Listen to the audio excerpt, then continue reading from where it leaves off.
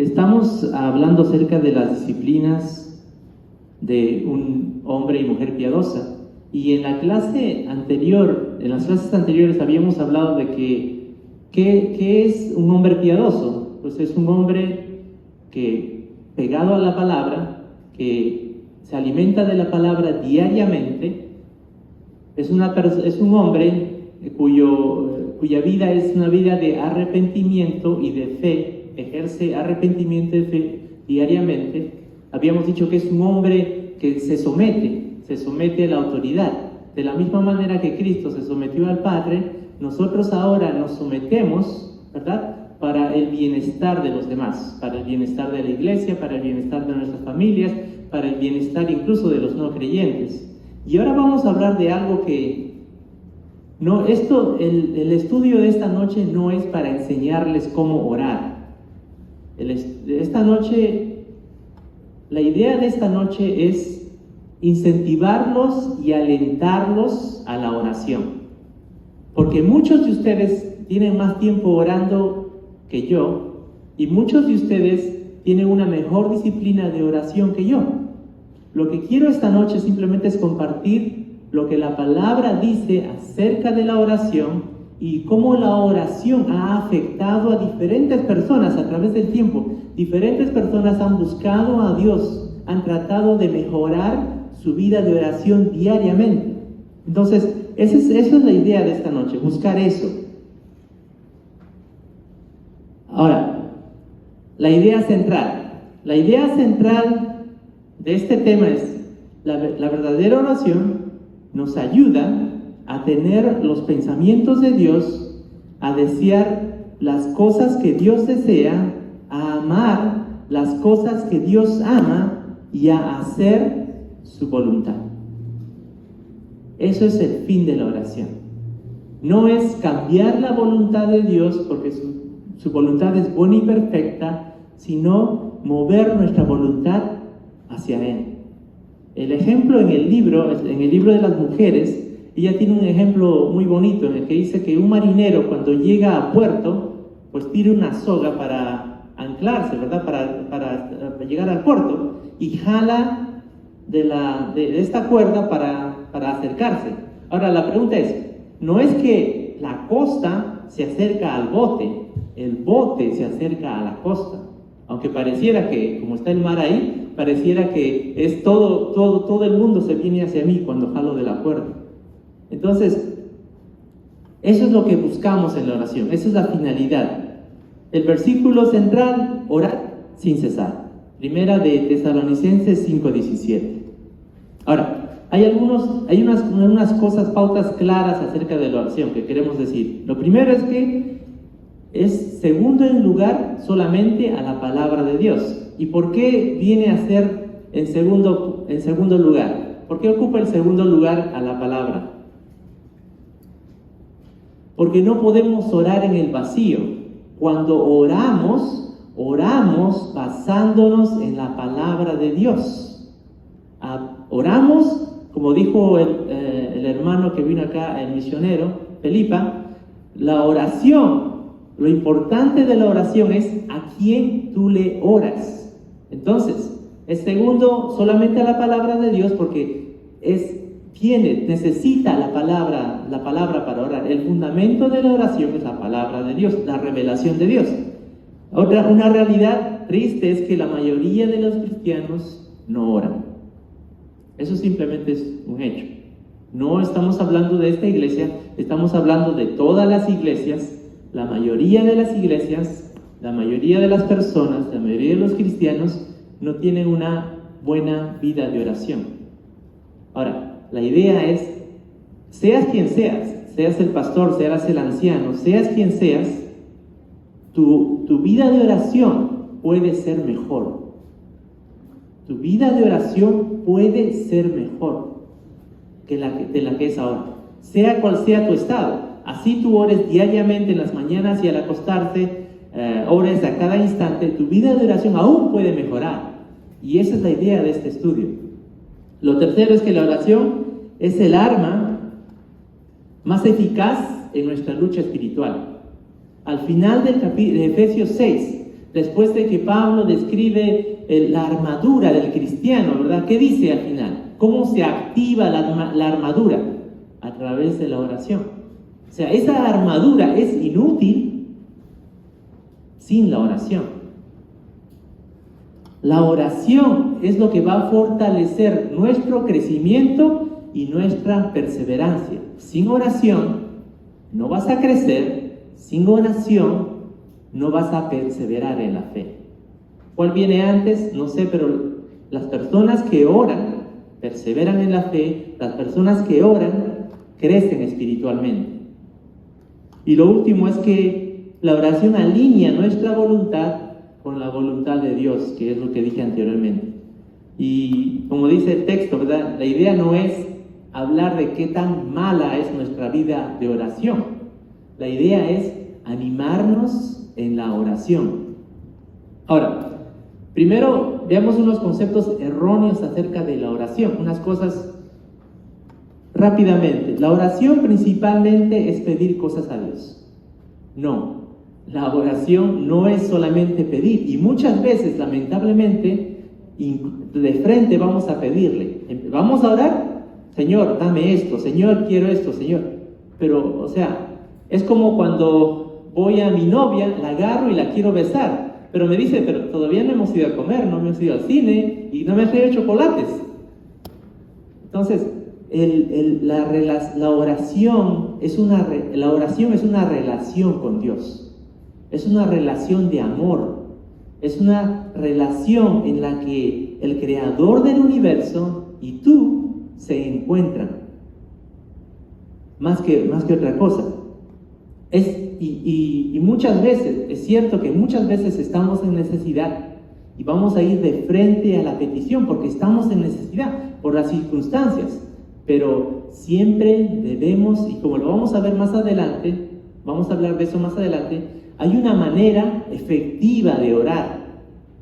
Ahora, lo segundo es que la oración, mucha gente que dice que es difícil. Dicen que la oración le llaman a la oración la carga de la oración.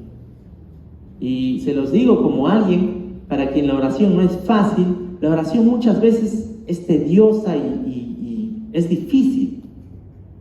Ahora, y más adelante vamos a hablar de por qué es esto, pero la verdadera oración debe ser un acto de amor, debe traernos paz, debe traernos consuelo, serenidad, debe traernos gozo. La verdadera oración, ¿verdad? En espíritu y en verdad, como dice la Biblia, nos debería traer gozo.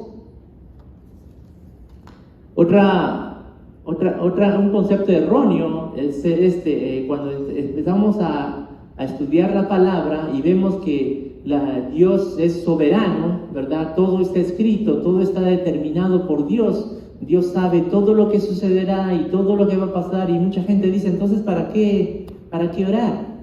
Si Dios, todo está determinado de principio a fin. ¿Para qué voy a orar? Es una pérdida de tiempo. Pero lo que la Biblia nos dice, lo que Pablo nos dice en 1 Corintios 3 es que nosotros somos colaboradores de Dios. Y el reino venidero, el reino que Dios va a proclamar muy pronto en la tierra, es un reino en el cual cada uno de ustedes tiene una parte. ¿Por qué? Porque Dios ha decidido llamar a personas a su reino a través de cada uno de nosotros. Eso fue la gran comisión. Antes de que Jesús ascendiera a los cielos, nos dijo a cada uno de nosotros que hagamos discípulos, que llevemos su palabra, su evangelio a todos los lugares del mundo. Ese es nuestro llamado, ese es nuestro objetivo. Dios quiere formar su reino venidero a través de nosotros. Nosotros todos somos obreros en esa viña del Señor. Lo cuarto sería es que muchas veces oramos y son varias cosas. Muchos tienen miedo a pedir porque, ¿y qué tal si Dios me dice no? Y otros se ponen en una actitud de que, bueno, yo le pedí a Dios por esto y me levantaba a las 5 de las mañanas e hice un pacto que si yo iba a la iglesia sin falta y si daba mi diezmo sin falta, y si oraba a las 5 de la mañana, y si hacía esto y hacía lo otro, que Dios me tenía que contestar a mi petición. Pues la verdad es que Dios no tiene ninguna obligación de contestarle a usted nada. Y usted no ha sido llamado para que usted haga su voluntad. Usted ha sido llamado para ayudar a hacer la voluntad de Dios. Una persona que piensa eso, y hay muchas personas, muchos ateos, hay muchas personas quienes salieron del Evangelio, fueron en contra de Dios, porque Dios no les concedió algo que ellos querían por sobre todas las cosas. Y la experiencia de Timothy Keller, el predicador, era que cuando él era joven, él estaba en la universidad, conoció a una muchacha y él decía, esta es la mujer que Dios tiene para mí. Así es que se empezó a orar y a orar para que Dios le diera a esa mujer como esposa. Pues la verdad es que no. Dios no le dijo que no, y esa mujer lo rechazó. Y luego conoció a Katy, la esposa que tiene hasta el día de hoy. Y una vez después de haber tenido casado con ella, se dio cuenta lo maravilloso y que había encontrado una mujer cristiana, una mujer con la que él compartía muchas cosas, muchas ideas, muchos gustos, etc. Katy era cristiana. La otra que él quería no era cristiana, pero él decía, Señor, yo la voy a evangelizar. Pero Dios decidió darle a Katy, la mujer con la que hasta hoy en día está casada, y él dice, yo no sabía lo que pedía. Yo no sabía lo que pedía, y Dios en toda su voluntad me dio a esta mujer que me ayudó a formar un hogar y que me ayudó en tiempos difíciles y que fue mi apoyo cuando tuvo cáncer, cuando tuvo que hacer tratamiento de quimioterapia, estuvo a su lado, y él fue apoyo de ella cuando ella igual estuvo enferma. Entonces muchas veces no sabemos qué pedimos. Lo quinto es que, y esto siempre lamentablemente sucede, es que, hermano, pida con fe, porque si tú no pides con fe, es que Dios no va a cumplir tu pedido si no es con fe. Si es con fe, Dios va a responder. ¿Y por qué el Señor no contesta mi oración? ¿Por qué estoy con esta enfermedad? ¿Por qué me pasó esto a mí? Bueno, es que no tienes fe, tu fe está muy pequeña. O tienes un pecado por el cual Dios te está castigando, ¿verdad? Ahora, la fe es necesaria para orar. Y solamente una persona con fe verdadera puede orar en verdad. Pero como les digo, Dios, en su buena y perfecta voluntad, sabe cuándo decir sí y sabe cuándo decir no. A Pablo quería ser sano, muchos creen que era el problema de la vista, y le pidió al Señor que lo curara, y el Señor le dijo, no, yo me voy a glorificar en tu enfermedad. Timoteo sufría del estómago. Timoteo pidió seguramente, hizo pedidos a la iglesia, los de la iglesia en Éfeso pedía por la salud de Timoteo, y Timoteo pedía, y Pablo pedía por Timoteo, pero Timoteo seguía con ese problema. Ahora, ¿por qué algunos sufrimos enfermedades, calamidades, desastres, etcétera? Y eso es el ataque de los ateos. Los ateos dicen, si hay un Dios soberano, si hay un Dios que todo lo sabe y un Dios bueno, un Dios de amor, ¿por qué hay guerras? ¿Por qué muere la gente de hambre? ¿Por qué hay tanta crimen y desastres? ¿Por qué? Ellos no pueden entender por qué algo tiene que suceder. Es como una hormiga imaginándose, viendo las estrellas y diciendo, la hormiga mira las estrellas y dice, ¿qué son esas lucecitas arriba? Deben ser luciérnagas que están dando vueltas. ¿Y por qué no se apagan? ¿O por qué desaparecen? No es que las luciérnagas desaparecieron. O sea, es una hormiga mirando hacia el cielo y conjeturando, haciéndose ideas de lo que es y lo que no es. Ahora, Dios ha revelado ciertas cosas a nosotros. Y el Dios que se ha revelado es un Dios de amor. Es un Dios que quiere lo mejor para cada uno de nosotros. Es un Dios que no escatimó nada, dice Romanos. No escatimó ni a su propio Hijo. En Romanos 5, Pablo dice que ni siquiera escatimó a su propio Hijo. Y es un Dios, a diferencia de todos los dioses de la antigüedad y todos los dioses que se predican en todos lados, es un Dios que sabe qué es el sufrimiento. Quien lloró ante la muerte, quien pasó hambre, quien fue rechazado, fue torturado, experimentó todo lo que usted experimenta, ser rechazado, el ser flagelado, Él lo experimentó. No es un Dios ajeno y distante a nosotros, es un Dios que se hizo carne y vivió en la tierra, pero no nació en un palacio, no vino rodeado de ángeles, no vino lleno de fortunas y riquezas. Es un Dios que creció como un pobre carpintero.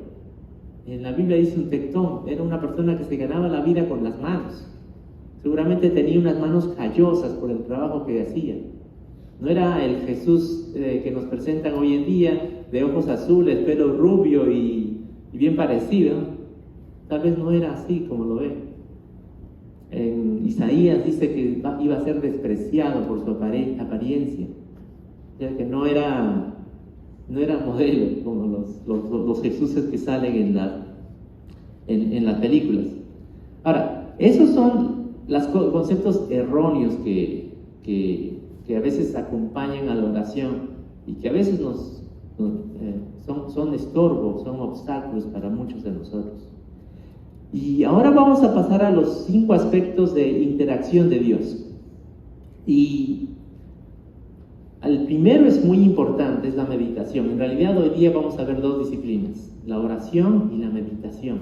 Y es necesario hacer esto, es necesario hablar de la meditación. ¿Por qué? Porque a través del tiempo muchas personas han tratado de crecer en su vida, en su disciplina de oración, en su vida de oración. ¿Y qué han encontrado? Han encontrado que, por ejemplo, este es el testimonio de Timothy Keller. Este es el testimonio de tantos hombres en el pasado, ¿verdad? Richard Mueller, hay un montón de personas que descubrieron esto. Y el descubrimiento que ellos tuvieron es este, que antes de la lectura de la palabra, el estudio de la palabra, ellos iban directamente a la oración.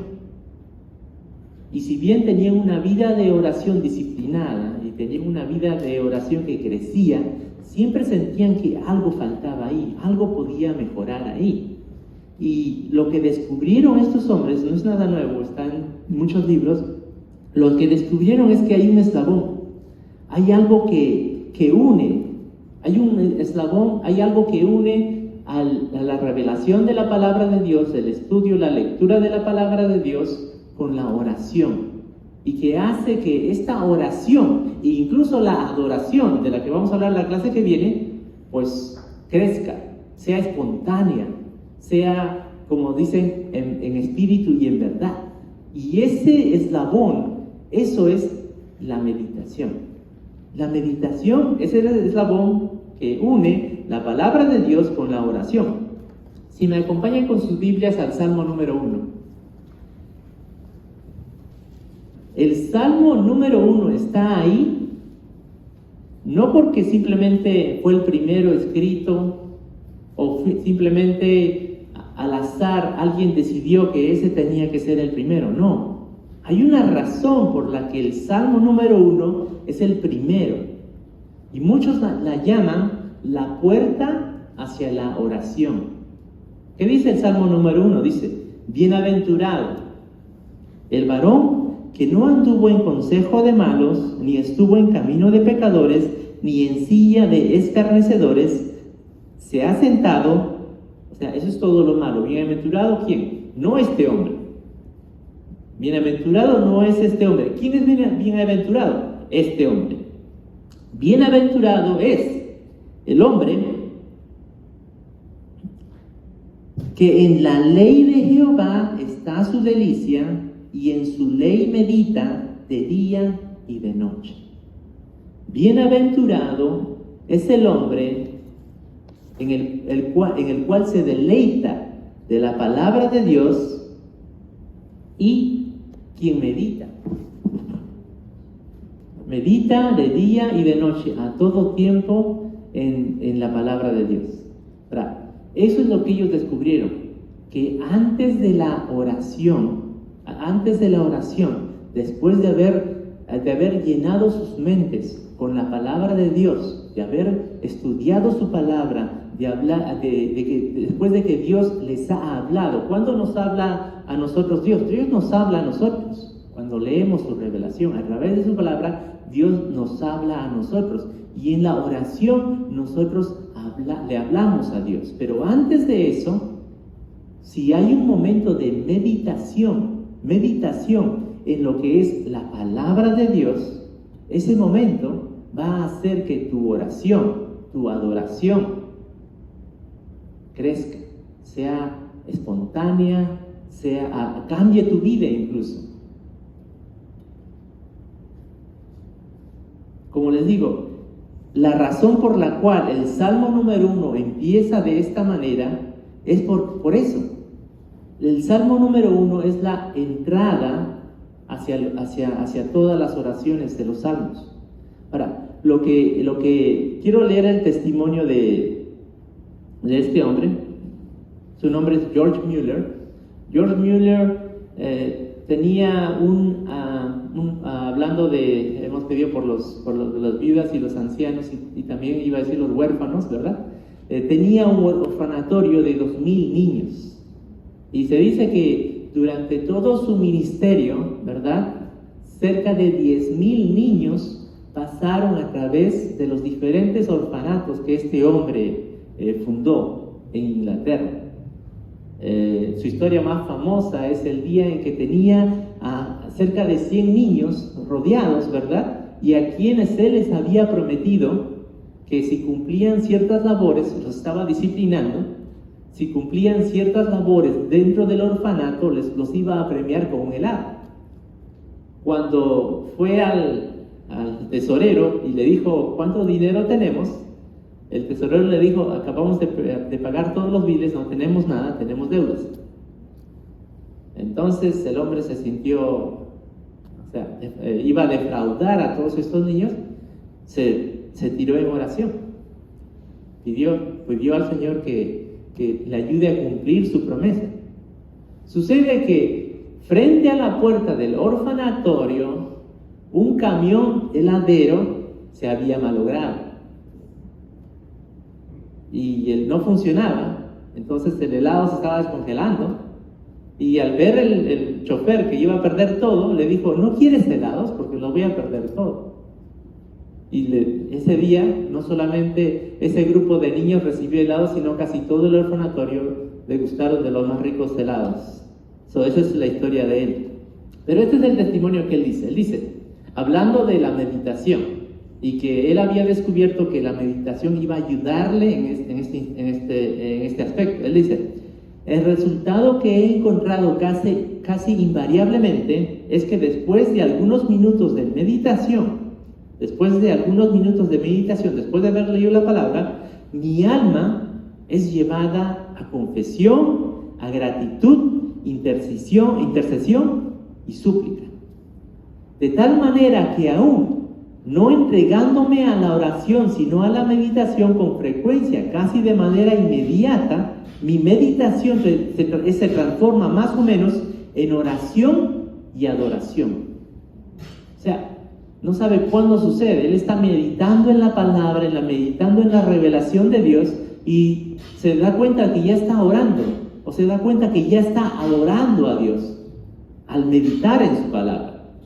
Así, cuando confieso, intercedo, suplico o doy gracias, al proceder al siguiente verso, me sumerjo en oración por mí y por otros según me guía la palabra, pero aún manteniendo como prioridad que el objeto de mi meditación es el alimentar mi alma.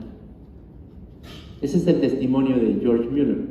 Él y el testimonio de incontables hombres a través del tiempo que descubrieron que en la meditación de la palabra, ayudó a su vida de oración y a su vida de adoración, confesión y de gracias y de gozo. Eso llenó de gozo su vida. Ahora, hay tres, no tenemos tiempo para hablar del Salmo número 1, pero si lo pueden ver, hay tres cosas que la meditación nos da a nuestra vida. Hay tres maneras en las que somos beneficiados por la meditación. Lo primero es que nos da estabilidad. Y el Salmo está hablando acerca de un árbol que está plantado cerca del río. O sea, es un árbol que da los frutos a su tiempo, dice. Es un árbol que no se va a marchitar, que va a estar ahí, que produce frutos. ¿Por qué? Porque está plantado al lado del río. No importa que sea verano o invierno, el río lo está nutriendo. Sus raíces están arraigándose y está creciendo. Entonces, la meditación nos da eso, estabilidad. Lo segundo que produce es fruto. El árbol plantado cerca a ese río, alimentado diariamente por la corriente del río, va a producir fruto. De la misma manera, nosotros, si somos alimentados por la palabra de Dios diariamente, en oración, meditación y oración, vamos a producir frutos. Va a haber principalmente ese fruto se va a ver un cambio en nuestra vida, un cambio de actitud, de las cosas que hacemos, de nuestras prioridades. ¿Qué cosas son prioridades para nosotros ahora? No van a ser las mismas prioridades cuando termines con esta disciplina de la oración, meditación. Y lo tercero, y es con la palabra con la que empieza, es bienaventuranza. Será ese hombre que se deleita de la palabra de Dios y que medita en su palabra, será bienaventurado. Ahora, ¿qué significa bienaventurado? Feliz, dichoso, son traducciones correctas, pero la palabra bienaventurado es una palabra más profunda, y la idea es esta: es cuando tú eres realizado o tú te desempeñas, tu desempeño y tu desenvolvimiento es completo en todo aspecto de tu vida. O sea, está hablando de todo. Cuando dice bienaventurado, está hablando de toda tu vida, y toda tu vida habla de prosperidad, habla de que las cosas que tú vas a hacer no van a ser en vano. Habla de que en cada aspecto de tu vida va a haber crecimiento, en cada aspecto de tu vida va a ser de beneficio y bendición para los demás. Es un concepto bien grande, el bienaventurado en el Antiguo Testamento.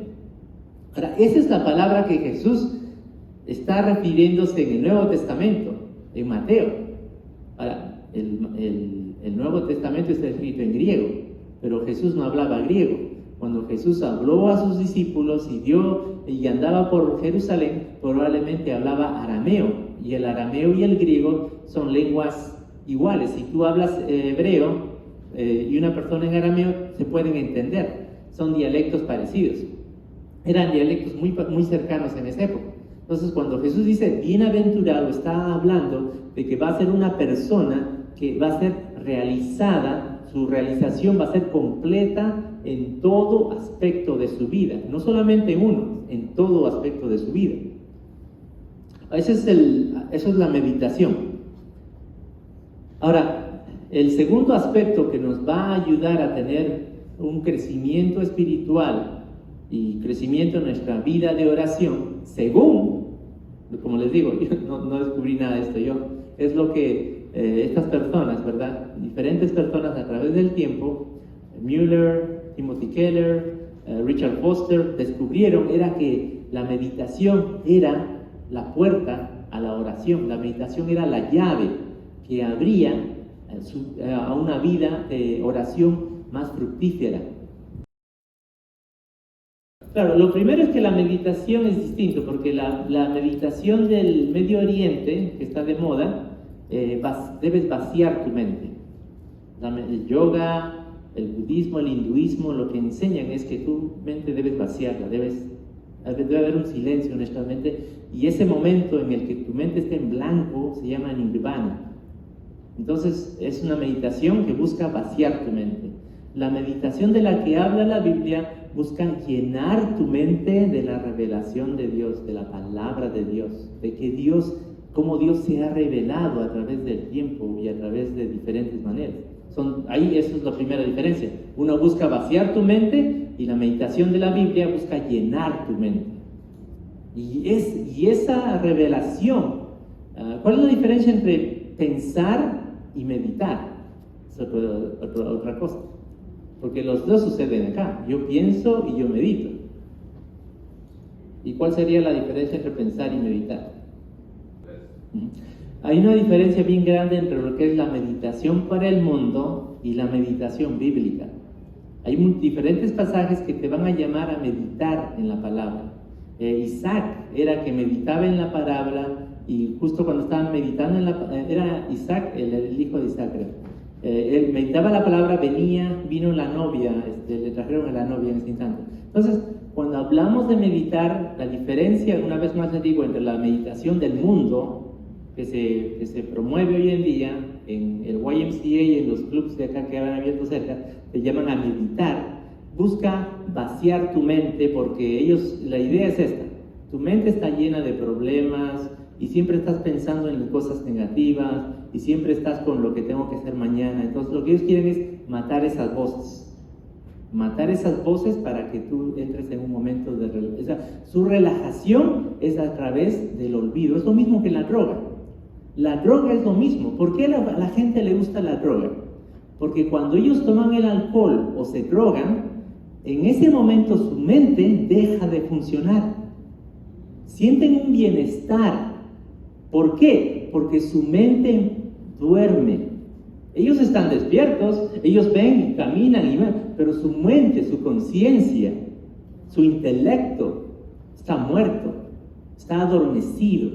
La meditación y la droga son las mismas cosas. Ambos buscan el mismo fin: dormir tu mente. Hablando de meditación bíblica y meditación del mundo. Meditación del mundo, vaciar tu mente, es lo mismo que la droga. Mata tu mente, mata tu intelecto.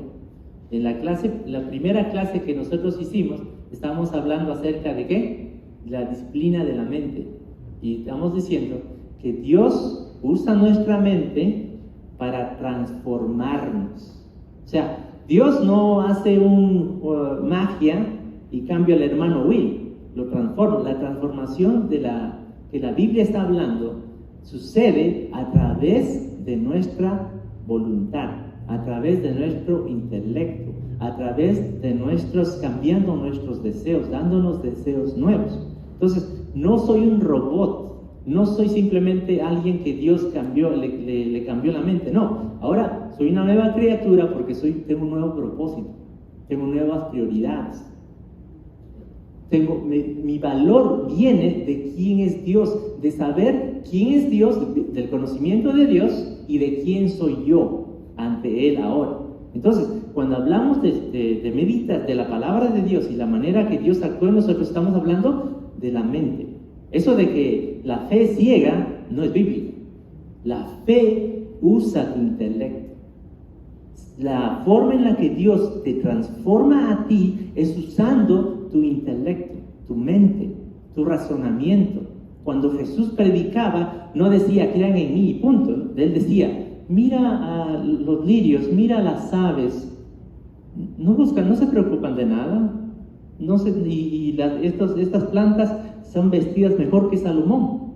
En Salomón ni en su mejor época, o sea, trata de razonar contigo, decirte, si Dios provee para estos animales, si Dios ha creado cosas tan hermosas, imagínate ese Dios ahora que es tu Padre, ¿qué tal cosas no proveerá? Y una parte dice, ¿acaso tú que eres malo, le das víboras a tus hijos cuando te pidan comida?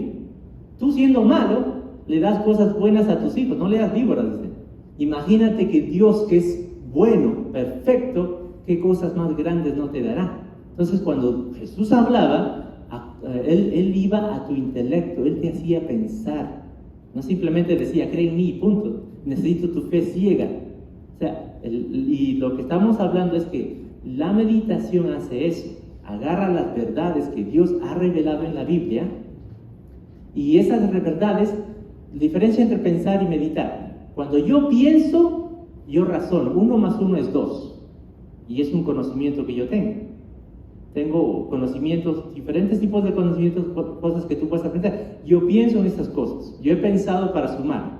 Pero la meditación no se queda en el cerebro. La meditación se hace realidad en el corazón.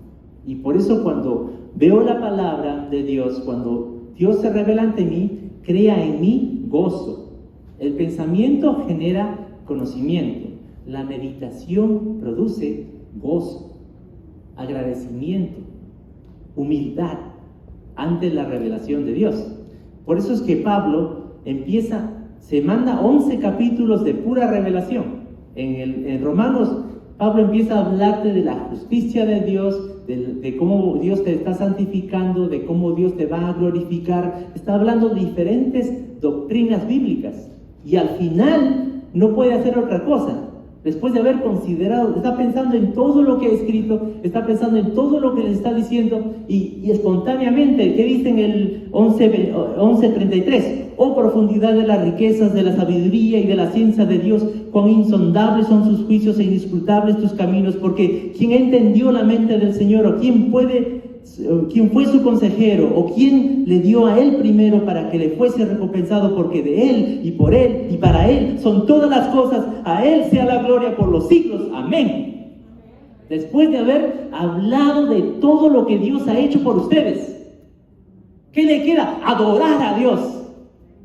Las más grandes adoraciones en la Biblia, cuando la hermana de Moisés, después de que dice que vieron al ejército destruido, al ejército que los perseguía, que los esclavizó por tantos años, estaban ahí ahogados y destruidos. ¿Qué pasó? Adoraron, alabaron a Dios. Ana, después de que Dios le concedió que pueda tener un hijo, ¿qué hizo ella? Adoró a Dios. El pastor estaba predicando el otro día acerca de la jueza, ¿cómo se llama? Débora. ¿Qué hizo Débora después de que tuvo una gran victoria? ¿Qué dice la Biblia? Adoró el cántico. ¿Entiende? Entonces, ¿qué es meditación? Cuando las verdades, la verdad de quién es Dios, de lo que Dios ha hecho por nosotros y de lo que está haciendo y lo que hará por nosotros, pasan de la mente al corazón. En ese instante, la oración fluye, explota, la adoración revienta. No es algo forzado, como empezamos diciendo eso. Para algunas personas la oración es algo duro, difícil. Oh, tengo que arrodillarme, tengo que levantar a las 5 de la mañana. Ojalá que la computadora del pastor se malogre.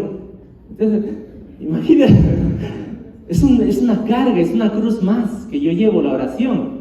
Pero la verdadera oración, cuando pasa de la mente al corazón, porque ha sido meditada, porque estás digeriendo esas verdades, no en tu estómago, sino en tu mente, estás digeriendo esas verdades, van a producir eso en tu vida.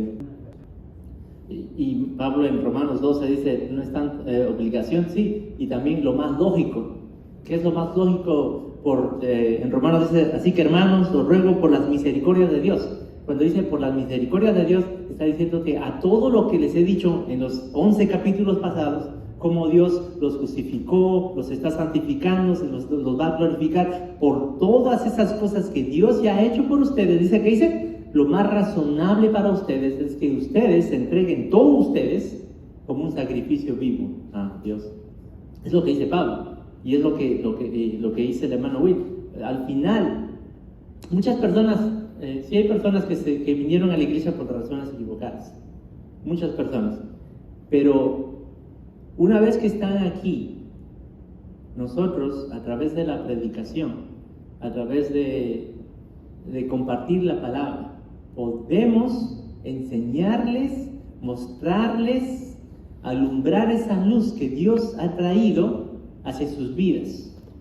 Y tal vez habrán venido por las razones equivocadas, pero Dios puede obrar en esa circunstancia también. Y Dios puede cambiar ese corazón, puede tocar ese corazón.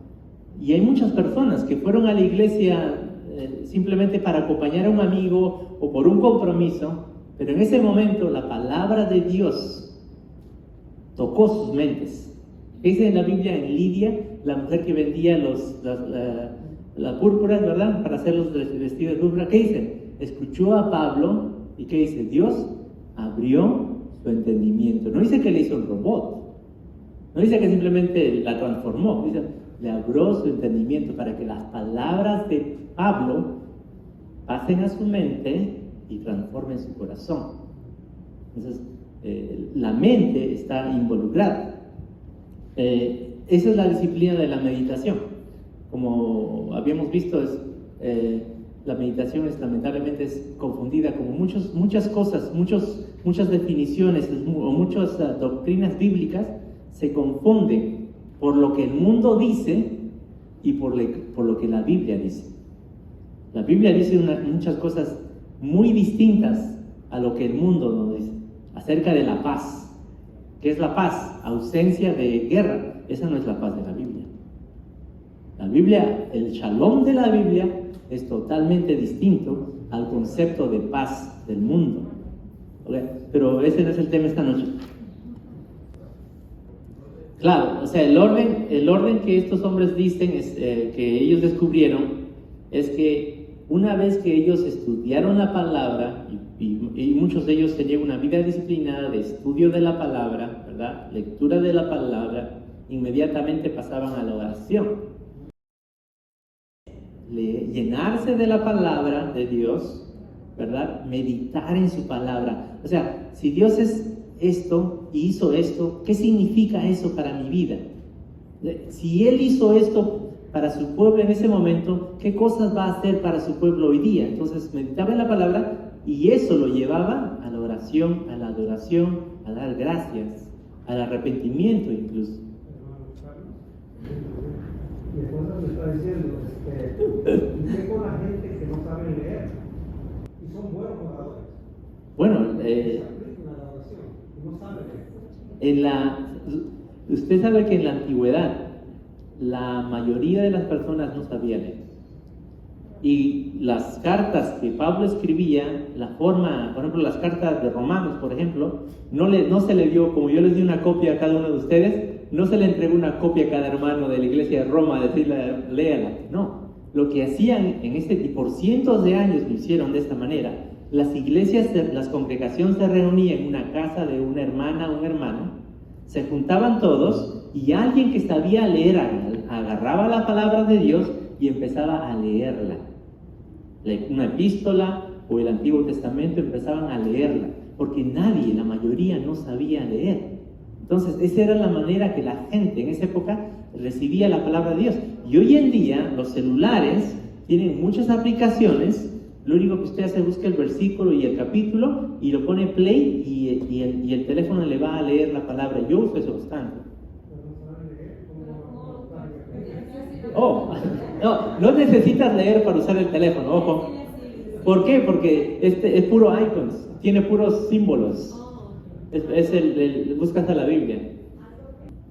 Y una de las cosas, por ejemplo, quienes han retenido una gran habilidad, y esta era una disciplina bíblica, esto es algo que las iglesias practicaban hace mucho tiempo, pero hoy día se ha perdido, los judíos la siguen practicando, es memorizarse libros enteros de la Biblia. Los más famosos lamentablemente son los musulmanes, quienes todos los años tienen un concurso de que niños memorizan todo el Corán, todo el libro del Corán lo tienen que memorizar, y el concurso es que se ponen todos los niños y dicen, léeme este capítulo, y lo tienen que leer de memoria, ¿verdad? Hasta que llegan así descartando hasta el final, quedan 2, y al azar, tú lees este capítulo, Ahora, eso era una práctica bíblica de los cristianos hasta del V siglo, porque no sabían leer ni escribir. Ellos memorizaban los libros de la Biblia. Y hay muchos testimonios de muchos cristianos que conocían cartas de Pablo de Romanos de memoria, ¿entiendes? Es algo que, como dice la hermana, el no leer, es como cuando uno no ve, y las personas que no ven, el sentido del oído es más agudo, se agudizan los otros sentidos, en este caso la memoria. Hermanos, quiero terminar animándolos, como dije, la idea de hoy día era animarlos a la oración, y los quiero animar a que se conecten a las 5 de la mañana. Creo que el pastor puede enviar el link de nuevo para que se puedan reunirse. Es un tiempo muy hermoso, es un tiempo, no hay nada más bonito que levantarse temprano en la mañana y lo primero que hacer es buscar de Dios, escuchar su palabra, hay una corta meditación y luego interceder los unos por los otros. El que usted no se conecte a las 5 no significa que usted no ora, porque muchas personas, yo conozco personas que se levantan aún más temprano, ¿verdad? O tienen que levantarse más tarde debido al trabajo, eso, y oran en diferentes momentos del día. Pero los animo, los que puedan, conéctanse. Y bueno, para terminar, voy a dar una pequeña oración y luego paso al pastor para que los despida. Padre amado, Padre eterno, Creador del universo, te doy gracias, Señor, por esta noche, por este momento que nos permite, Señor, compartir, Señor, de tu palabra, compartir lo que tú has revelado, Señor, en tu palabra. Señor, ayuda, Señor, que esta palabra no se quede solamente en nuestra mente, Señor, que también toque nuestro corazón y cambie nuestras vidas, Padre amado. Sabes, Padre amado, que necesitamos ser cambiados. Necesitamos matar tantas cosas que hay en nuestro corazón, Padre amado, como orgullo, como rencor, como odio, desconfianza, tantas cosas que nos impiden, Señor, acercarnos a ti, Padre amado. Quita esos estorbos, quita esas piedras de nuestros corazones, de nuestro ser, Padre amado. Limpia nuestra mente, Padre amado, y llénala de tu palabra, llénala de tu revelación, llénala de tu voluntad que es buena y perfecta. Gracias te damos en el nombre de Dios Jesús. Amén.